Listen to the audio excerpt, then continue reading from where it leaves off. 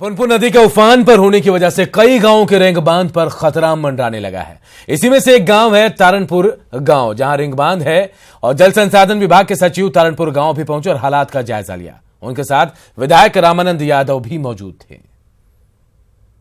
विभाग के सचिव संजीव हंस सर हैं। सर, अभी आपको जानकारी मिली कि कई सारे इलाकों में बाढ़ का पानी प्रवेश कर सकता है पुनपुन नदी। क्या स्थिति है अभी, आपके पास अपडेट क्या है? देखिए, पुनपुन का जो पानी है, जल स्तर, वो लगातार पिछले 4 दिन से बढ़ा ही है।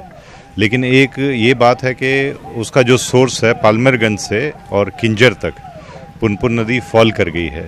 तो हम लोग को उम्मीद है अगले 6-8 घंटे में इसकी स्टेबल हो जाना चाहिए और फिर घटना चाहिए पानी। और जैसे आपने देखा, अभी तारनपुर में है हम लोग, तो यहाँ के रिंग बांध में हम लोगों के इंजीनियर्स ने, एजेंसीज ने मदद करी और कोशिश करी इसको डॉबल बना करके पानी गांव में नहीं घुसे। तो लेकिन जल स्तर इतना ज़्यादा है कि काफ़ी जगह ओवरटॉप करके पानी गया है। फिर भी जहाँ तक संभव हुआ है काफ़ी आबादी को तो बचाया गया है और लोग लगे ही हुए हैं। हम लोगों ने हर जगह पर टीम बना दी है। जितने गाँव हैं हर रिंग बांध पे सेपरेट एजेंसी और सेपरेट टीम बना दी है। तो अब पानी घटेगा तो फिर सिचुएशन इम्प्रूव करेगी। तो ये था हमारे साथ जल संसाधन विभाग के सचिव संजीव हंस। कैमरामैन सुबोध के साथ आनंद मित्रा, न्यूज 18 नेटवर्क, पुनपुन। और इधर पुनपुन नदी के बढ़े जल स्तर को देखते हुए पटना जिला प्रशासन भी पूरी तरह से अलर्ट पर है। पुनपुन नदी और पटना रक्षा बांध और उससे जुड़े रिंग बांध को देखने के लिए पटना डीएम और एसएसपी से बातचीत की हमारे सहयोगी आनंद अमृतराज ने। पुनपुन के जलस्तर में लगातार बढ़ोतरी हो रही है और यही वजह है कि पटना के डीएम और एसएसपी दोनों पहुंचे हैं, पुनपुन नदी का जायजा ले रहे हैं। क्या स्थिति हम जानते हैं सीधे डीएम कुमारवी सर से। क्या स्थिति है सर, पुनपुन का अपडेट अभी तक क्या है? अभी पुनपुन नदी में कल दिन से ही काफ़ी पानी में तेज़ी से बढ़ोतरी हुई है।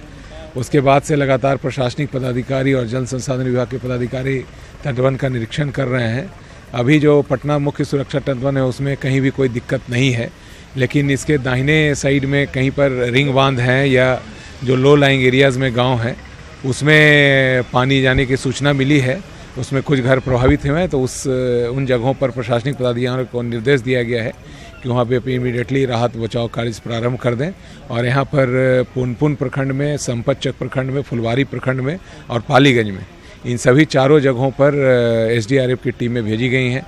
अगर कहीं भी कोई फंसे हुए लोगों की सूचना आएगी तो उनको तुरंत बचाया जा सकेगा। और जो लोग शरण लिए हुए हैं तटबंध पे, उनके लिए खाने पीने की व्यवस्था के लिए क्या कुछ किया जाए? जो भी लोग बाढ़ से प्रभावित होकर तटबंध या कहीं भी ऊंची जगह पर शरण लिए, उनको कम्युनिटी किचन के माध्यम से भोजन उपलब्ध कराया जाएगा। इसके लिए निर्देश दिए गए हैं और इसकी व्यवस्था सारी की जा रही है। अब तक फीडबैक क्या मिल रहा है? पुनपुन नदी का ट्रेंड बढ़ने का है या फिर घटने का? इसमें जैसा रात्रि में, ये कल शाम में थोड़ी देर 5-6 घंटे के लिए स्टैटिक हुआ था, फिर रात में फिर से कुछ इसमें बढ़ोतरी हुई है और आज दिन में भी कहीं कहीं कुछ ऐसी सूचनाएं मिली हैं जिसमें बढ़ोतरी ही हुई है।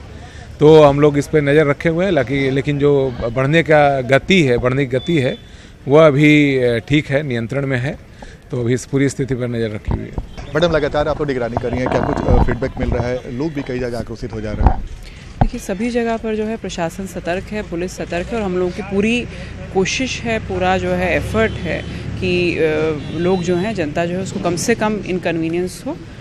डेफिनेटली सिचुएशन जो है वो कठिन है और उसके मुताबिक जो है सभी जो है टीम प्रशासन की, एसडीआरएफ की, पुलिस की, हम लोग जहाँ जहाँ पर जो है राहत पहुँचा की ज़रूरत है वहाँ पहुँचा रहे हैं। साथ में स्पेसिफिकली पुलिस जो है वो सभी जगह पर हम लोगों के जो बांध हैं उस पे सबको, सभी जो थाने हैं उनको सतर्क कर दिया गया है और साथ में जगह जगह पर पेट्रोलिंग की और स्टैटिक डिप्लॉयमेंट की व्यवस्था की। पुनपुन जो पटना रक्षा बांध है उसके लिए? जी बिल्कुल, कहीं पे भी कोई जो है वो ब्रीच जो है वो ना हो पाए और बांध सुरक्षित रहेंगे तो सारा एरिया जो सुरक्षित रहेगा। तो ये था हमारे साथ पटना के एसएसपी और पटना के डीएम। कैमरामैन सुबोध के साथ आनंद अमृतराज, न्यूज 18 नेटवर्क, पुनपुन। और पटना के राजेंद्र नगर इलाके में अभी भी 4 फीट तक पानी जमा और ये पानी अब सड़ने भी लगा है। इससे बीमारी का खतरा मंडरा रहा है। लोगों का कहना है कि प्रशासन की तरफ से कोई मदद नहीं मिल रही है। एक एनजीओ की मदद से उनकी जिंदगी चल रही है।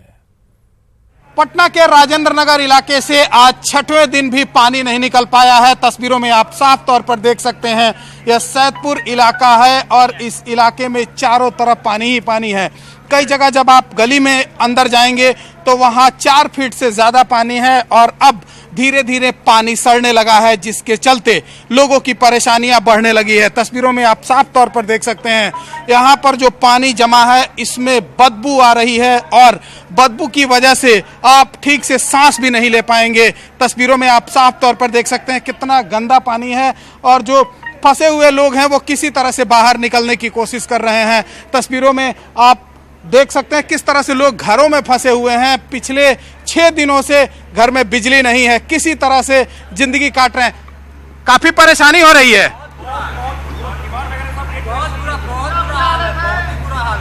अभी इंडिया के पास ये आपके जाके सरकार की तरफ से हेलीकॉप्टर से कोई खाना राजेंद्र इस एरिया में नहीं मिला है। कोई प्रशासन, कोई पूछने वाला भी तक नहीं है, विधायक भी नहीं है। ये कहूँ ना कहूँ सरकार फेल्योर है। सबसे बड़ी बात है कि यहाँ पर बच्चों और बड़े जो है उनके लिए भी पूछने को नहीं आता है। एनजीओ की तरफ से खाना भी आया है, पानी भी आया है, लेकिन प्रशासन की तरफ से कुछ नहीं आया। कोई मदद नहीं। और लोकल स्टूडेंट से भी बहुत हेल्प किया है। पानी में खड़े हैं, ये भी खतरनाक है। एकदम महक रहा है सर, महक रहा है।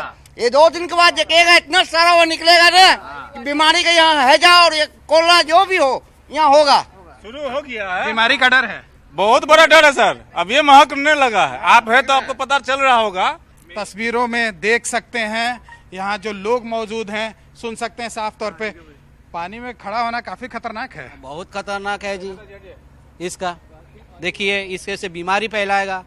छोटा छोटा बच्चा है, वो कुछ नहीं कर पा रही है, घर से निकल नहीं पा रही है। ना एनडीआरएफ के वो जो एनडीआरएफ आया उसको भी सहायता नहीं है, कुछ नहीं है। उसको बुला रहे, भाग जा रही है, बुला रहे 2 मिनट बाद वो भाग गया। एक तरफ जहां रेस्क्यू की बात की जा रही है, वहीं यहाँ पर मौजूद लोग साफ तौर पर यह कह रहे हैं कि अब तक इन तक मदद नहीं पहुंच पाई है और अब बीमारी और महामारी सामने दस्तक देने वाली है।